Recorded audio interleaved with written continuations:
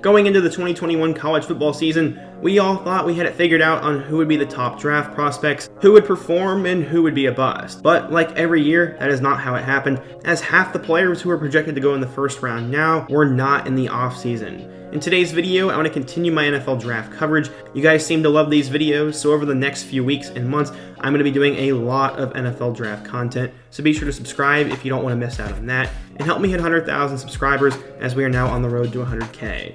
Also, don't forget to hit that like button if you want to support today's video, let me know a topic or draft prospect I could take a look at in my next video, and turn on post notifications. Now, let's get started. And let's first start with a player who fell off. The first one is Justyn Ross. Coming out of the state of Alabama, Justyn Ross was a 5-star recruit in the class of 2018. The 6'4" wide receiver was an extremely hot commodity, and it would come down to Clemson and Alabama. Somehow, Dabo Swinney and the staff ended up getting Ross out of Alabama, and he joined the team and made an immediate impact. As a freshman in 2018, he caught 46 passes for exactly 1,000 yards and 9 touchdowns.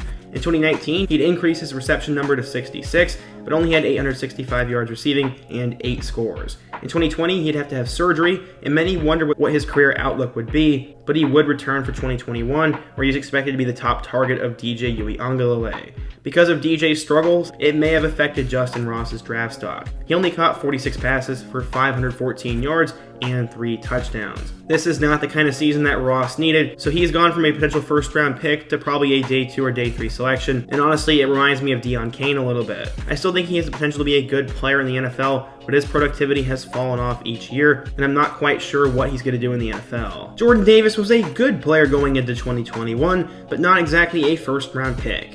The dude is an absolute mountain, but coming out of high school, some were skeptical. In fact, he went to Mallard Creek High School in Charlotte, and in the class of 2018 was only a 3-star recruit.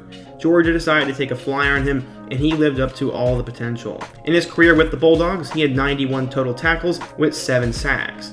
He didn't force a fumble or have any interceptions, but he is a large human being who offenses had to scheme around. I don't think anyone expected him to have crazy production, but he will make an immediate impact for any team in the NFL, and you can't teach 6'6", 340 pounds. Davis is also extremely mobile for his size, and as of right now, I see him as a mid-first round pick, and he went from a day 2 or day 3 selection to a guy whose name will be called in the first round. Congrats to Jordan Davis. Charlie Kolar is from Norman, Oklahoma, but he never got an offer from the Sooners. In fact, he didn't have that many big-time offers.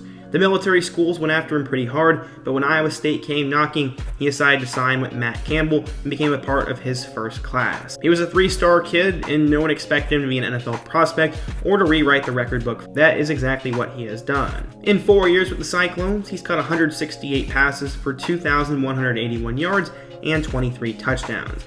That's why, going into the 2022 NFL Draft, many saw Kolar as potentially the top tight end prospect in the nation. Honestly, his stock may have fallen a little bit or stagnated. He's no longer in consideration to become a first-round pick, and he'll likely be a day 2 or day 3 selection. He's a great leader, as he was the Scholar Athlete of the Year in college football. In terms of what he can do, he is a great leader, has great numbers, and 6'6" size is tremendous, but he's not the best athlete in the world. His blocking is below average, and many wonder how high his ceiling really is. Kolar is a household name for Iowa State, but his stock has taken a little bit of a dip for this year. But his stock has fallen a little bit.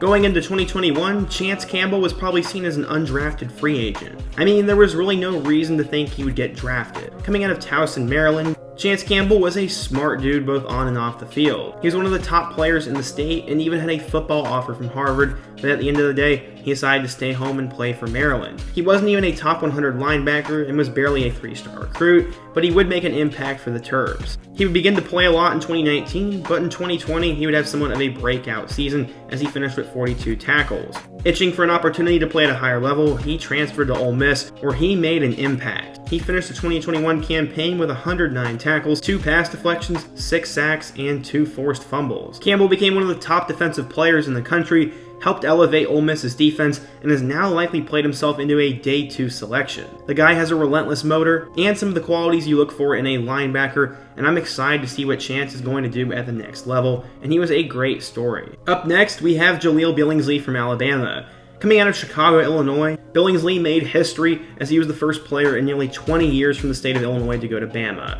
He was a 4-star recruit and the number 11 tight end in the class of 2019, and he wouldn't make an immediate impact, but at the end of 2020, he began to show a lot of promise. At 6'4" with supreme athleticism, Billingsley would step up after Jalen got injured. He had 18 catches for 287 yards and 3 touchdowns and helped lead the Crimson Tide to a national championship. Going into the 2022 NFL Draft and the 2021 season, Billingsley got unbelievable amounts of hype as some projected him to be a first-round pick, the next great Alabama wide receiver, and someone who was compared to Kyle Pitts. Instead, it went the opposite way for him. One, he was in Nick Saban's doghouse, as apparently he was not acting according to the Bama way. This put him behind the 8 ball. Secondly, Cameron Latu stepped up and became the main tight end on the roster, and Billingsley was the second option to him. Thirdly, his production really wasn't any good. In fact, it got worse than last year. He had 17 catches for 256 yards and 3 touchdowns, and as I said, was the second option, and his draft stock was pretty much gone. While someone would have likely taken a flyer on him in day 3, he decided it'd be best for him to transfer. He entered the portal, and there are plenty of big schools who will definitely want a talent like Billingsley, but in terms of all the hype he had, it has completely disappeared, and I really hope he saves his career at the next school he chooses to go to. Hassan Haskins and Blake Corum became the 1-2 punch for the 2021 Michigan Wolverines. They ended up getting to the college football playoff and won a Big Ten title, so to say that Haskins went down in history is an understatement. He had a career historical game against Ohio State, but going back in time, Haskins was never supposed to be at this point. In fact, coming out of high school, he was barely a top 50 running back and the 975th best player in the class of 2018. While he was under-recruited, he did actually play well. He had over 600 yards and 4 touchdowns as a freshman, but in 2020, he did fall off a little bit. That was due to a shortened season and the team being down, but in 2021, Haskins would bounce back in a big way. He finished with 1,327 yards and a school record 20 touchdowns. Because of that, he was named a second-team All-American and a first-team All-Big Ten selection, but he is most known for his performance against Ohio State. In what is one of the biggest wins in school history, he had 169 yards with 5 touchdowns. He not only led the way for a great season for Michigan, but he also paved his own path to the NFL. Going into the year, he may have been a day 3 or undrafted pick, but now he is likely a day 2 selection and someone who can make a big impact in the NFL when his name is called. I'm really happy for Hassan. Finally, we get to our last guy whose stock fell, and that is Myles Brennan from LSU. He was part of the class of 2017, as Brennan was a 4-star quarterback from the state of Mississippi. For 2 years, he was the backup to Joe Burrow, but in 2020, he would finally get his opportunity to shine. In the first 3 games, he threw for over 1,100 yards and 11 touchdowns. He was seemingly going to become one of the top quarterbacks in the nation, but he suffered that injury against Missouri, and he has not played since.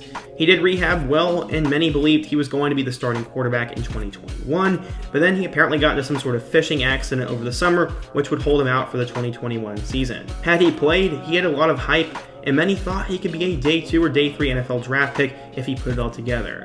Now, he's not even on the NFL draft's radar, and he may not even start. Brennan has had a sad fall from grace, but I do hope he puts it all together in 2022 if he gets the opportunity. Finally, the last player whose stock went up in 2021 was Jerome Ford. He was a running back for both Alabama and Cincinnati, but going back in time, he was a 4-star recruit coming out of the state of Florida. More specifically, he went to Armwood High School in Tampa and arrived at Alabama with considerable hype. Like every back who gets to Alabama though, there was a log jam in front of him. After 2 years, he only had a little over 100 yards rushing with 3 touchdowns, so he decided he would put his name into the portal. He would join the Cincinnati Bearcats and help lead them to a great 2020 campaign. During that season, he had 483 yards and 8 touchdowns. Towards the end of the year, we saw what Ford could do, but he was not really on the NFL draft's radar.